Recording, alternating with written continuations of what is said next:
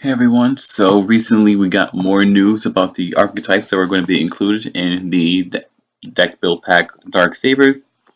We've been getting a lot of Skyfang Brigade lately, and honestly, as nice as they are, I really want to know about the new cards that were going to be released, and we finally got them in the form of the Brandish Maidens. So, Brandish Maidens are kind of similar to Invoked in which they only have like one main monster that's, supposed to be used for the archetype, but like in Vogue, you only really need that one monster in order to really go into your extra deck plays, which is where they focus around. So first we start off with Brandish Maiden Ray, who can actually link summon during your opponent's turn, since you can just use her effect to tribute the card and special summon a, Brandish Maiden monster from your extra deck, which, as far as you're concerned, basically counts as a link summon. So into your extra monster zone. The extra monster zone part is important because all the Brandish spell cards don't work if you have monsters in your main monster zone. So in that respect, you have to kind of keep a monster in your extra monster zone. So if you get extra linked at any point, then you basically auto lose. But that's kind of the risk of Yu-Gi-Oh, isn't it? Another thing to note about Ray is that if a face of Brandish link monster you control is destroyed by battle or leaves the field because of an opponent's card effect, then you can just special summon it back from your graveyard. So, and then if your opponent tries to attack it, then you can just, tribute the card and then summon another link monster from your extra deck. And while there are only two link monsters from the extra deck, they each kind of help to synergize with the rest of the deck. And honestly, just being able to go constantly back and forth between the links and Ray really does make the deck efficient in that you can do stuff on your opponent's turn, not just your own. Of course, since Brandish does use spell cards in the graveyard, you can at least search this out with Reinforcement of the Army, as it is a level 4 warrior type monster, which is very nice, right off the bat you already have a card that can search out Ray that isn't another one of your Brandish cards. So our link monsters start off with the fire type Kagari, fire attribute Kagari. So it gains 100 attack for every single spell card in your graveyard. It's not just a name, it's just every single one. And I think it's cool because technically I can use limited removal in the deck since the link monsters are both machine type monsters. I think that's cool. But another good thing about Kagari is that when you special summon her, either by link summon or through the effect of Ray or any other card, you're allowed to take a Brandish spell card from your graveyard and add it back to your hand. Even though it'll technically lose 100 attack, it's fine because you can just reactivate the card anyway, since the Brandish spell cards do not have once per turn activation clauses, which I think is great. However, I would prefer to open with Shizuku, since Shizuku does add cards from your deck to your hand, which is always a good thing too, but only if you do not have that card in your graveyard already. And its defensive effect will lower the attack of your opponent's monsters other than raising your own attack, which is still good. Technically, you can still use limited removal on it, since it'll have a 3,000 body, and even though it is destroyed, it's fine because you can just summon another monster anyway. But adding cards from your deck to your hand or just from your graveyard to your hand is really great, and link monsters are definitely worth it since they're technically boss monsters. However, I do not like how they point to your opponent's zone, but that's just how fairness works. Before I go really too deep in with most of the Brandish spell cards, I should note that they all have effects that say that if you have control no monster in your main monster zones, you activate the effect, and if you have 3 or more spell cards in your graveyard, you could activate a separate effect. Because I really don't want to say all of that constantly. It's very annoying.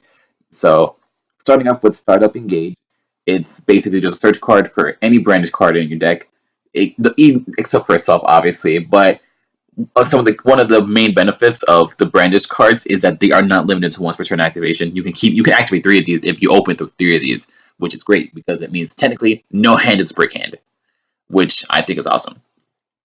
And if you were to have 3 or more spell cards when you activate Startup Engage, then you draw a card, which basically means you go +1, obviously. So yeah, that's pretty awesome, isn't it?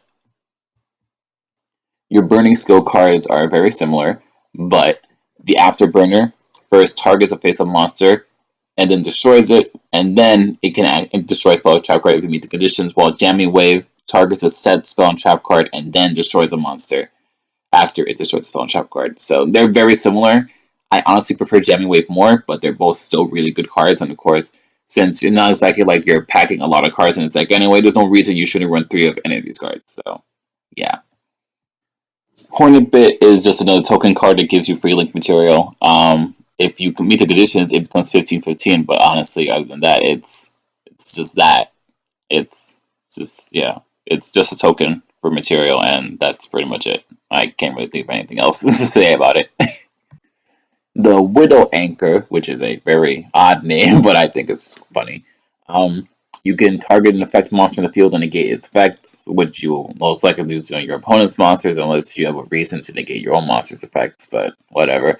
But if you meet the conditions, you can just take the control of the monster until the end phase, which during your opponent's turns means you could take one of the more powerful monster, and then, well, if it's your turn, then you can use those link material for a monster, which is good too.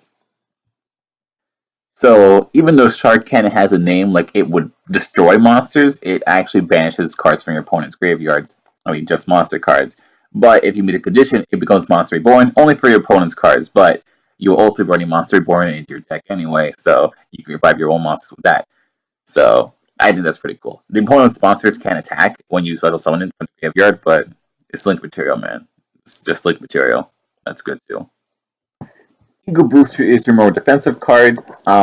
It targets a face-up monster in the field and makes it unaffected by other card effects, and also prevents it from being destroyed by battle if you meet the conditions. While you'll mostly want to use this on your own monster cards, especially the Brandish, Maiden, Link monsters, since they kind of lack very high attack points. You could also use it on your opponent's monsters if you want them to not be affected by card effects, like, I don't know, maybe a hero is trying to summon Dark Law, but that's just me. I think it's a really good card, and honestly, defensive cards are always good too. And yeah, that's it. So, Brandish Mechanism Multi-Roll is the only continual spell card revealed so far. It gets rid of cards that you control, and then make sure that your opponent can activate cards in response to your spell card activation, which is pretty good when you think about the field spell, which I will talk about last. And then afterwards, during your end phase, you can set the number. You can set Brandish spell cards equal to the number that you activated, but then banish them when they leave the field. Shizuku only can add cards that you don't have in your graveyard, but however, it also leaves you technically vulnerable since you won't meet the 3 or more conditions of the other spell cards. But of course, you can just add more later, or you don't have to, you don't have to, set everything. It just says up to. But then banish them, they leave the field is also pretty good too, since you just want to probably get your quick play spell cards back. So I think it's a really good card for that. Finally, we have the Brandish Airspace Area 0, which has a very long and very mouthy effect. So you can target a card you control, activate the top 2 cards of your deck. If a Brandish card is in them, you can add them you can add one of them to your hand, and then if the others are also Brandish cards, you can excavate them, otherwise shuffle them into your deck. And then if there was a Brandish card, you can send the targeted card to the graveyard that you used to activate the effect in the first place. So already you're setting up Brandish Milling, and then adding cards to your hand is always a good card. And then if you were to just get rid of a card that you don't need, then that's good too. Sadly, it can't target itself, but then again, its other effect is that if it leaves, you can special summon the Brandish monster from your deck, which is just Ray, so you can link summon a monster, and then you can only use each effect once per turn.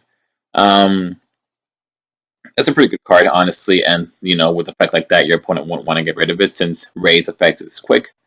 So I think it's very good. Now we can just talk about the archetype in general.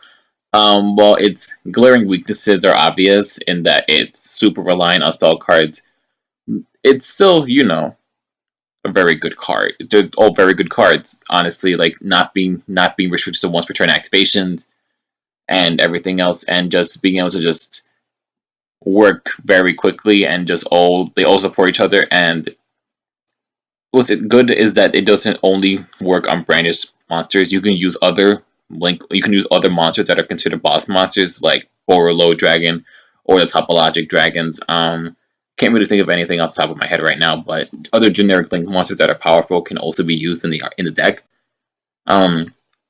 Of course, with that in mind, Scapegoat is also probably a good card to add to your deck since it's a spell card and just gives you tokens, which you will then use to link summon a boss monster. While the Brandish cards are good, they do technically point to your opponent, which is fair since it's not like you want monsters in your main zone anyway. So, in that respect, I think it's very good.